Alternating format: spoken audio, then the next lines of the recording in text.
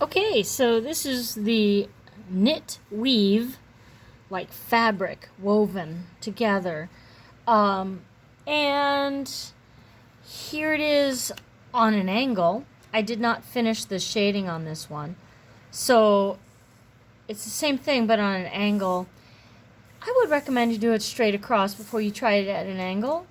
When you do it on an angle, you're going to want to put a piece of paper underneath so that you can envision how this goes across with the missing pieces.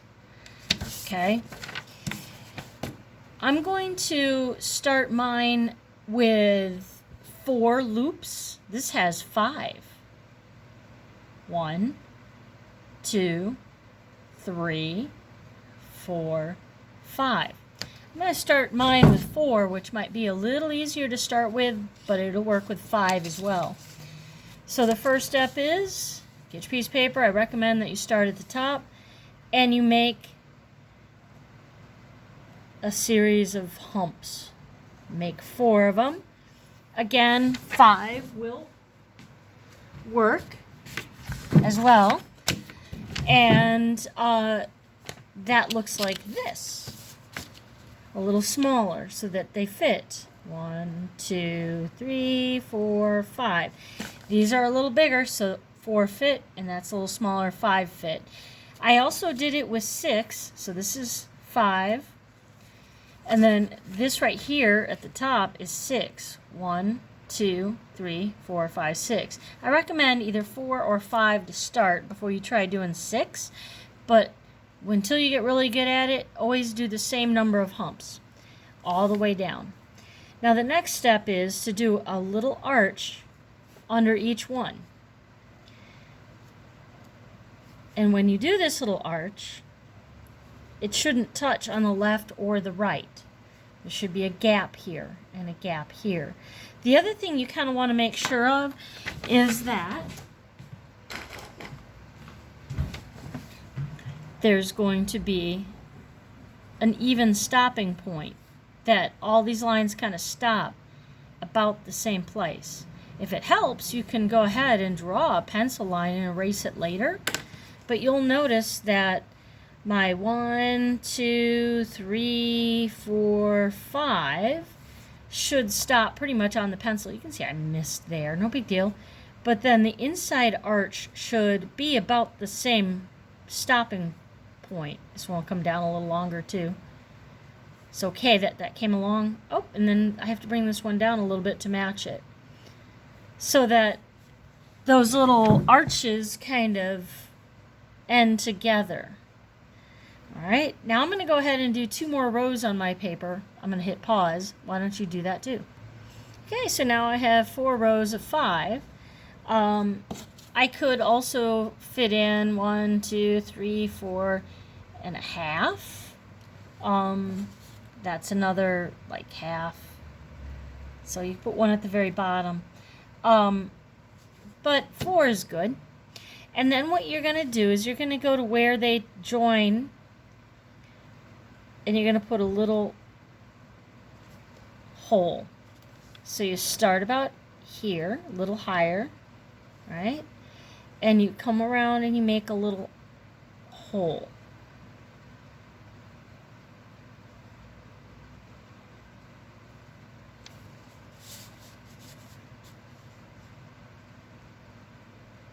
Okay, I'm going to do that to my 3 other rows. I'm going to put it on pause and do that.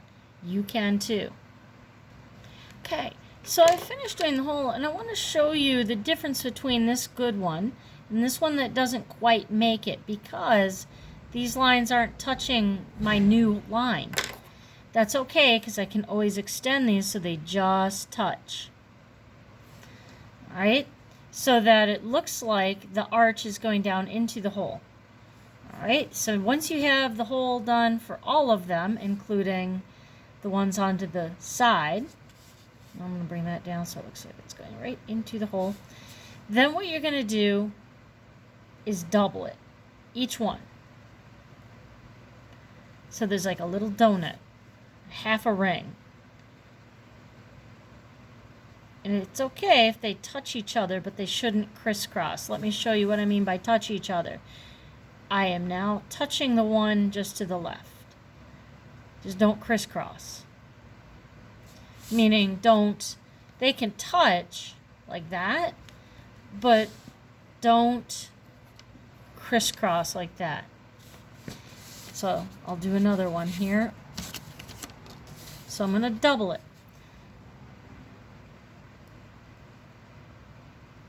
So I can join it right here.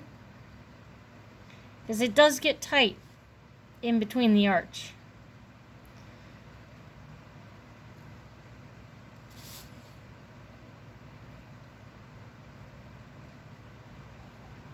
Okay. I'm going to finish my next 2 rows and put it on pause. You too. Okay, so I realized that I didn't have one for that last little end. That's okay. I'll put the little hole and then I'll double it. All right. So now comes the connecting points. So the connecting points would be these guys that string them together. And here's how you do that. You follow your first arch. It has a right side and a left side. And what you do is you draw it continuing down to the other side so that it looks like it joins here underneath. Notice I stopped before I hit the line. Then this side gets joined. So it comes down from this side of the arch, stops, so it looks like it joins right here. Do this side, so that it looks like it's joining right here. Now to the other side.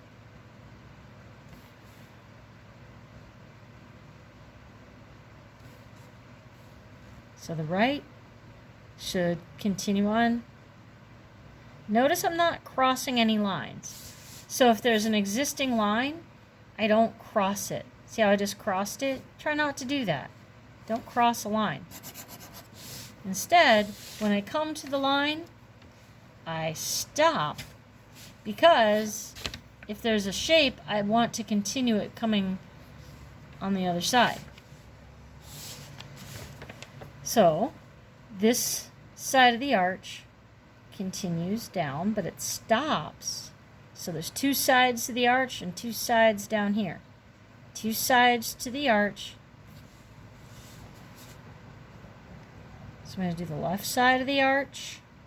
So it looks like it's joining this little loop down here. Then I'm going to do the right side of the arch. All the way, don't cross, just go all the way to it. All right, I'm going to do one more on camera. One more row, that is.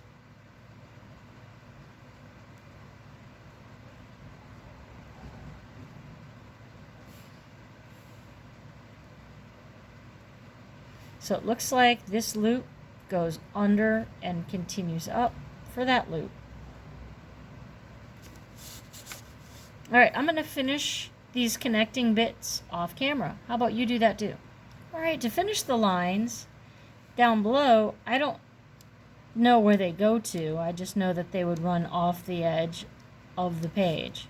So each side of the arch has 2 lines that would extend down below.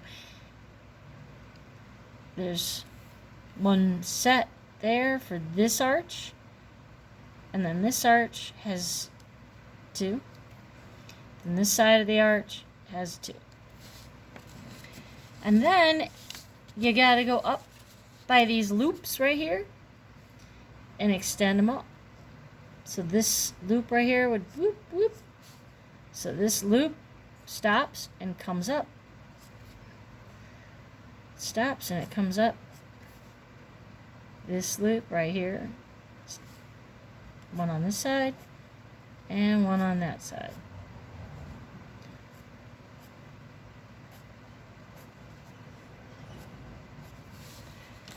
So you got to pay attention to where these lines would come back out once it goes under the loop. All right, so last part is the shading. So grab your pencil and you start at each loop. Each loop you do the line that goes underneath gets shaded on the top and the bottom. So you go to the next loop. Each line, top of the loop, bottom of the loop. Ooh, that's kind of squishy right there. So when they're super squished, it's hard. You just do your best. And also on the top. So each loop, and by loop, the top of the loop, you look at the top of the loop and you shade the lines that go under the loop.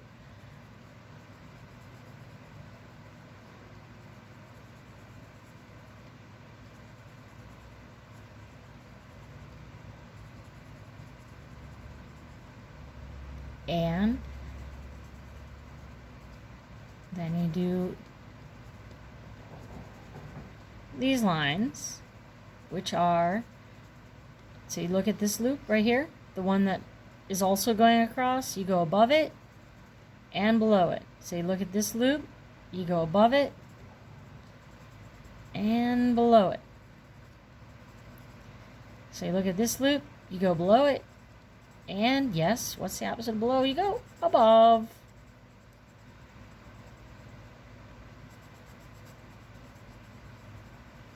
You kind of soften that, but below it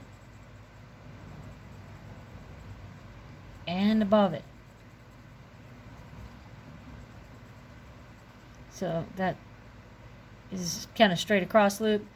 Now this hoop loop, go above it, above it, above it, and then don't forget below it, below it. Then you got this one going across, you go below and above. And you continue on going above and below the straight across loop and above and below the hoop, the humped loop. And that makes it look like it's kind of stitched or like knitting or like a knit fabric. And then when you get good at it, then you can try doing it at an angle. But again, I would start out with a white piece of paper below it. So if you're going to have 1, 2, 3, 4, 5, 6, that you got to understand that some of the hoops no longer fit on there. Right? Because you don't want to squish to fit the 5. Now I'm only going to see 1, 2 on this row. And then maybe only like that much. So it helps to have the paper on the side so you can figure that out. But that's definitely like for more advanced. And you could also set them on a wave if you had a big enough piece of paper. But I think just going straight across is pretty cool.